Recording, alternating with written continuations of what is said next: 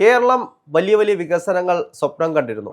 പക്ഷേ ഈ ബഡ്ജറ്റിൽ കേരളത്തെ അപ്പാടെ അവഗണിക്കുന്നൊരു സ്ഥിതിയാണ് നമുക്ക് ഈ ബഡ്ജറ്റ് കൊണ്ട് കാണാൻ കഴിയുന്നത്. യഥാർത്ഥത്തിൽ കേന്ദ്രം കേരളത്തെ അവഗണിക്കുകയാണോ ഈ ബഡ്ജറ്റിലൂടെ ചെയ്തിട്ടുള്ളത്?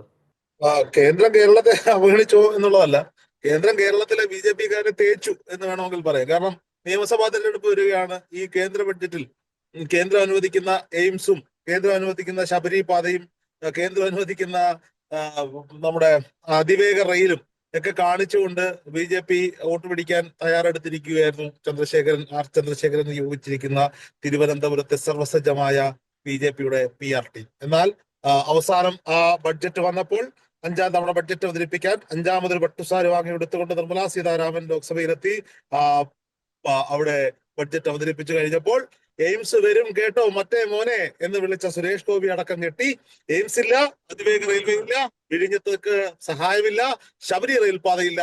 പകരം കേരളത്തിന് കേന്ദ്ര ഫിഷറീസ് സഹമന്ത്രി ആയിരിക്കുന്ന ജോർജ് കുര്യന്റെ സഹായത്തോടു കൂടി വരുന്നു. കടലാമ സംരക്ഷണത്തിന് കോടികൾ, കേരളത്തിലെ കടലാമ സംരക്ഷിക്കാൻ കോടികൾ കേന്ദ്രം അനുവദിക്കുന്നു. ആഘോഷിപ്പിൻ, കൈയടിക്കിൻ. ധാതു അതാ പറയാ, ധാതു ഇടനാഴി, നാളികേര ഉൽപാദന വർധനവിന് പ്രത്യേക പാക്കേജ്. കേരളം എന്ന് പറയുമ്പോൾ കേരങ്ങളുടെ നാടാണല്ലോ. പക്ഷെ കേരളത്തിൽ തേങ്ങയില്ല എന്നുള്ളതും, അത് തമിഴ്നാട്ടിൽ അണ്ണന്മാർ കൃഷി ചെയ്യുന്നതുകൊണ്ടാണ് ഇങ്ങോട്ട് തേങ്ങ വരുന്നതെന്നും ഈ പറയപ്പെടുന്നത് നിർമ്മലാ സീതാരാമന് വ്യക്തമായിട്ട് അറിയാം. നിർമ്മലാ സീതാരാമൻ തമിഴ്നാട്ടുകാരിയാണ്. അവിടുത്തെ കയർ കർഷകരുടെ തേങ്ങയാണ് കേരളത്തിലേക്ക് കരിക്കായിട്ടും തേങ്ങയായിട്ടും വരുന്നത് നിർമ്മലാ സീതാരാമൻ അറിയാം. അപ്പൊ പിന്നെ കേരളത്തിൽ കുറച്ച് തെങ്ങാനുള്ള പദ്ധതി കേന്ദ്രം കൊണ്ടുവരുന്നുണ്ട്. ധാതു ഇടനാഴി കേൾക്കുമ്പോഴൊക്കെ ഒരു സുഖമുണ്ട്. ഇവിടെ ഒന്നാമത് ആലപ്പാട് പഞ്ചായത്തിൽ നിന്ന് കുഴിച്ച് ഇല്ലാതായി പോയതാണ്. ധാതുവിടെ താഴിയുമായി വരുന്നു. കടലാമ സംരക്ഷണം നമ്മുടെ കേരളത്തെ സംബന്ധിച്ചിടത്തോളം കേരളം നേരിടുന്ന ഏറ്റവും വലിയ വിഷയമാണ് ഈ കടലാമകളുടെ സംരക്ഷണം എന്ന് പറയുന്നത്. കടലാമകളെ സംരക്ഷിക്കാത്തത് കൊണ്ട് ഇവിടെ അരി വാങ്ങാൻ നിവൃത്തിയില്ലാത്ത തീരദേശ മേഖലയിലെ ആളുകൾ കഷ്ടപ്പെടുകയാണ്. വെളിച്ചെണ്ണ കിട്ടാനില്ല, കടലാമകളെ സംരക്ഷിക്കാത്തത് കൊണ്ടാണ്. മാത്രവുമല്ല, ഈ ശബരിമലയിലേക്ക് ഇപ്പൊ ഇവരെല്ലാം എല്ലാം അങ്ങ് ഭക്തിയെ കണക്ട് ചെയ്യുന്നതാണല്ലോ. വിശ്വാസങ്ങളും ഒക്കെ സംഘപരിവാറിന്റെ അല്ലെങ്കിൽ BJP-യുടെ NDA-യുടെ ഉത്തരവാദിത്തമായി കൊണ്ടിരിക്കുന്ന ഒരു സാഹചര്യമാണ്. അപ്പൊ ശബരിമല അവർക്ക് എപ്പോഴും കേരളത്തെ സംബന്ധിച്ചിടത്തോളം വോട്ട് ബാങ്ക് രാഷ്ട്രീയത്തിന്റെ ഈറ്റിലമാണ്. ശബരിമലയിൽ നടക്കുന്ന സ്വർണ്ണക്കൊള്ളയുമായി ബന്ധപ്പെട്ട് അറസ്റ്റ് ചെയ്യപ്പെടുന്ന ഇടതു നേതാക്കന്മാർ, പിന്നീട് ആ കൊള്ളക്കാർ ചിലർ സോണിയാഗാന്ധിയുടെ വീട്ടിൽ പോയതുമായി ബന്ധപ്പെട്ട് കോൺഗ്രസിനെ ടാർഗറ്റ് ചെയ്യുന്ന BJP-ക്കാർ, ഇവരൊക്കെ നിൽക്കുന്ന ഒരു നാട്ടിൽ ശബരിമലയുടെ ശബരിമലയെ സംരക്ഷിക്കാൻ കേന്ദ്രം ദേവസ്വം ബോർഡ് പിരിച്ചുവിട്ട് കേന്ദ്രം ഏറ്റെടുക്കുമെന്നൊക്കെ വിഡ്ഢിത്തരം പറഞ്ഞുകൊണ്ടിരിക്കുന്ന സംഘിക്കുട്ടന്മാർ പ്രതീക്ഷിച്ചതാണ് ശബരിമലയിലേക്ക് ഒരു എയർപോർട്ടോ, ഒരു ചെറിയ എയർപോർട്ടോ, ഒരു കുഞ്ഞു ശബരിപാതയൊക്കെ പ്രതീക്ഷിച്ചതാണ്. ശബരിപാതക്കിട്ട കുറ്റിയൊക്കെ അവിടെ കിടപ്പുണ്ട്. അപ്പൊ സ്വാഭാവികമായിട്ടും പ്രഖ്യാപിച്ചാൽ മതിയല്ലോ, നടപ്പിലാക്കുന്നതൊക്കെ പിന്നല്ലേ. അതൊക്കെ പറഞ്ഞുകൊണ്ട് നേരാ നരേന്ദ്രമോദി എന്തൊക്കെയോ പറഞ്ഞവര് പോസ്റ്ററുകളും ഫ്ലെക്സും ഒക്കെ അടിച്ചു വെച്ചതാണ്. പക്ഷെ ഇല്ല. കാരണം എന്താ? കടലാമയെ സംരക്ഷിച്ചു കഴിഞ്ഞിട്ട് വേണമല്ലോ ശബരിമലയിലേക്ക് പോകുന്ന ആളുകൾക്ക് റെയിൽപാലം ഉണ്ടാക്കി കൊടുക്കാൻ, അല്ലെങ്കിൽ ഈ പറയപ്പെടുന്ന എയർപോർട്ട് ഉണ്ടാക്കി കൊടുക്കാൻ. കടലാമകൾ സങ്കടത്തിലാണ്. കടലാമകൾ കൂട്ടത്തോടു കൂടി കേന്ദ്ര സഹമന്ത്രി ജോർജ് കുര്യനെ കണ്ടുവെന്നും ആ ജോർജ് കുര്യൻ ചെന്ന് പറഞ്ഞു അത്രേ. അതായത് സുരേഷ് ഗോപി എന്ന് പറയുന്ന കേന്ദ്ര സഹമന്ത്രി, പെട്രോളിയം സഹമന്ത്രി, ഈ എയിംസ് കേരളത്തിൽ കൊണ്ടുവരാൻ വേണ്ടി വലിയ പരിശ്രമമൊക്കെ നടത്തിക്കൊണ്ടിരിക്കുകയാണ്. അപ്പൊ സുരേഷ് ഗോപിയെ കൂടുതൽ പെട്രോൾ ആണെങ്കിലും കൂടുതലും കടലിൽ നിന്നല്ലേ എടുക്കുന്നത്. അപ്പൊ അത് കടലാമയുമായി ബന്ധപ്പെട്ടിട്ടുള്ളതല്ലേ? കടലാമ പോയി പെട്രോളിൽ മാന്തി. രാഹുൽ, ഞാൻ പറയുന്നതല്ല. അപ്പൊ ജോർജ് കുര്യൻ ചെന്ന് മോദിയെ നേരിട്ട് കണ്ടിട്ട് പറഞ്ഞു, സുരേഷ് ഗോപി വന്ന് പറയും കേരളത്തിന് എയിംസ് ആണ് വേണ്ടുന്നതെന്ന്. അപ്പം പക്ഷെ എയിംസ് അല്ല, ഞങ്ങളുടെ നാട്ടിലെ കടലാമകളൊക്കെ സങ്കടത്തിലാണ്.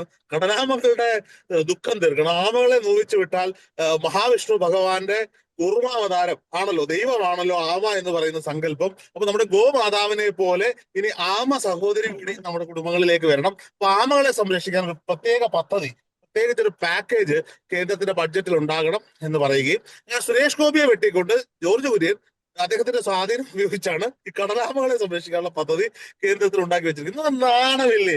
ഞാൻ ചോദിക്കുകയാണ്, കേരളം പോലെ ഒരു സംസ്ഥാനത്ത് ഒരു നിയമസഭാ തെരഞ്ഞെടുപ്പ് വന്ന് പടിവാതിൽക്കൽ നിൽക്കുമ്പോൾ ഇപ്പോഴും സീറ്റിന്റെ ഷെയറിൽ 140 മണ്ഡലങ്ങളിലുള്ള ഒരു സംസ്ഥാനത്ത് ആദ്യമായ ഒരു സീറ്റ് പിടിച്ചിട്ട് ആ സീറ്റും ഇല്ലാതായി സീറോയിൽ നിൽക്കുന്ന ഒരു രാഷ്ട്രീയ പ്രസ്ഥാനം, ആ BJP കേരളം ഭരിക്കുമ്പോൾ കേരളത്തിൽ ക്ഷമിക്കണം, ഇടതുപക്ഷം കേരളം ഭരിക്കുമ്പോൾ ആ ഇടതുപക്ഷത്തെ തോൽപ്പിച്ചുകൊണ്ട് BJP ഒരു 10-12 സീറ്റുകൾ ലക്ഷ്യം വെക്കാൻ വേണ്ടി ഇവിടുത്തെ സാധാരണക്കാരായ പ്രവർത്തകർ താഴെത്തട്ടിൽ പണിയെടുക്കുമ്പോൾ വലിയ PR വർക്കുകൾ ചെയ്തുകൊണ്ട് ഇവിടെ ഇടയ്ക്ക് രാജാവിനെ പോലെ എഴുന്നള്ളുന്ന നരേന്ദ്രമോദിക്ക് കോടികൾ മുടക്കി സ്വീകരണങ്ങൾ ഒരുക്കിക്കൊണ്ട് വഴിയരികിൽ കാത്തു നിൽക്കുന്ന പടവുമായി കാത്തു നിൽക്കുന്ന കൊച്ചു കുട്ടിയെ ചൂണ്ടി അടുത്തേക്ക് വരൂ, കുട്ടിയുടെ പിന്നിൽ അഡ്രസ് എഴുതൂ, ഞാൻ വിളിക്കാം, കത്തെഴുതാം എന്നൊക്കെ പറഞ്ഞുകൊണ്ട് ഈ ഉത്തർപ്രദേശിലും ഹരിയാനയിലും ബീഹാറിലും ഒക്കെ കാണിക്കുന്ന മൂന്നാം കിട PR വർക്കുകൾ ചെയ്തുകൊണ്ട് കേരളത്തിൽ വോട്ട് ഷെയർ വർദ്ധിപ്പിക്കാൻ പറ്റുമെന്ന നരേന്ദ്രമോദിയുടെയും രാജീവ് മുതലാളിയുടെയും വെറും മിഥ്യാധാരണകളാണ്. അത് ജനം വോട്ട് കൊണ്ട് നേരിടും. ഒരു തിരുവനന്തപുരം കോർപ്പറേഷൻ കിട്ടിയതുകൊണ്ട് മാത്രമൊന്നും കേരളത്തിലെ ജനങ്ങളുടെ മനസ്സിലേക്കൊന്നും കയറിക്കൂടാൻ BJPക്ക് സാധിച്ചിട്ടില്ല. BJP കാണിച്ച പല പദ്ധതികൾ, അതായത് പണ്ട് UPA സർക്കാരുകൾ ആവിഷ്കരിച്ച പല പദ്ധതികളും ആ പദ്ധതികളുടെ പേരുകൾ മാറ്റി പ്രധാനമന്ത്രി എന്നും മോദിജി എന്നും ഒക്കെ ചേർത്ത് ബ്രാൻഡ് ചെയ്ത് ജനങ്ങളിലേക്ക് എത്തിച്ചു. അല്ലെ, എന്ത് വന്നു കഴിഞ്ഞാലും ആലപ്പുഴയിൽ എയിംസ് കൊണ്ടുവരുമെന്ന് പറഞ്ഞുള്ള സുരേഷ് ഗോപിയുടെ അവസ്ഥ എന്തായിരിക്കും എന്നൊരു ചോദ്യം ബാക്കിയില്ലേ? ഇവിടെ പ്രശ്നം എന്താണെന്ന് അറിയോ? കോഴിക്കോട് വേണമെന്നൊരു കൂട്ടർ, തൃശ്ശൂർ വേണമെന്നൊരു കൂട്ടർ, ആലപ്പുഴയിൽ വേണമെന്നൊരു കൂട്ടർ, തിരുവനന്തപുരത്ത് വേണമെന്നൊരു കൂട്ടർ. ഇപ്പൊ ആർക്കും വേണ്ടല്ലോ. എന്നാ നിനക്കൊന്നും എയിംസ് ഇല്ലെന്ന് കേന്ദ്രം. ഞാൻ കാത്തിരിക്കുന്ന ഗണേഷ് കുമാറിന്റെ ഒരു പ്രതികരണത്തിന് വേണ്ടിയിട്ടാണ് ഞാൻ കാത്തിരിക്കുന്നത്. രാഷ്ട്രീയമായ എതിർപ്പുകളൊക്കെ ഗണേഷ് കുമാർ ഉണ്ടായിട്ടും ഞാൻ എയിംസ് വരും മറ്റേ മോനെ എന്ന് വിളിച്ച ഇതിനുള്ളൊരു പ്രതികരണം ഇന്ന് എവിടെയെങ്കിലും ഏതെങ്കിലും ഓൺലൈൻ ചാനലിൽ പ്രതീക്ഷിക്കാം. ഗണേഷ് കുമാർ എന്തായാലും അതിന് സർക്കാസ്റ്റിക് മറുപടി അതിന് പറയും എന്ന കാര്യത്തിൽ യാതൊരു വിധമായ സംശയമില്ല. അല്ല, ഞാൻ ആലോചിക്കുന്നത് എന്തായാലും ഞാനൊരു സുരേഷ് ഗോപി എന്ന് പറഞ്ഞാൽ ആത്മാർത്ഥമായിട്ട് കൊണ്ടുവരാൻ ശ്രമിച്ചുകൊണ്ടിരുന്നതാണ്. ആലപ്പുഴയിൽ അത് കൊണ്ടുവരാൻ വേണ്ടി സ്ഥലം കണ്ടുവച്ചതാണ്. ഈ പറയപ്പെടുന്ന ഹൈവേ വികസനമൊക്കെ അതിന് വേണ്ടിയിട്ടാണെന്ന വ്യാഖ്യാനങ്ങളൊക്കെ ഉണ്ടായതാണ്. കാരണം ഈ എറണാകുളത്ത് നഗരത്തിന്റെ മുകളിലൂടെ പോകുന്ന ഒരു എലിവേറ്റഡ് ഹൈവേ ഉണ്ട്.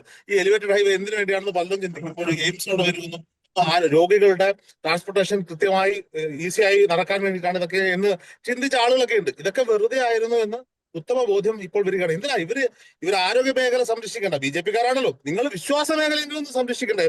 ശബരിമലയ്ക്ക് ഒരു റെയിൽ പാത ഈ അതിവേഗ റെയിലിൽ നിന്ന് നടക്കാൻ പോകുന്നൊന്നുമില്ല എന്നുള്ളത് നമുക്കറിയാം.